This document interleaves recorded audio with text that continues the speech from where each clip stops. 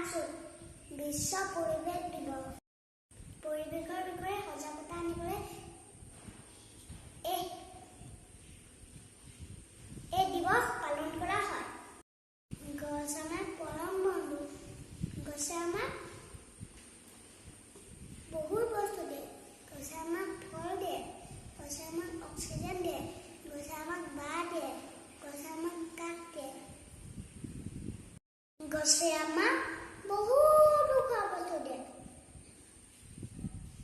গছক আমি কাটিব নালাগে।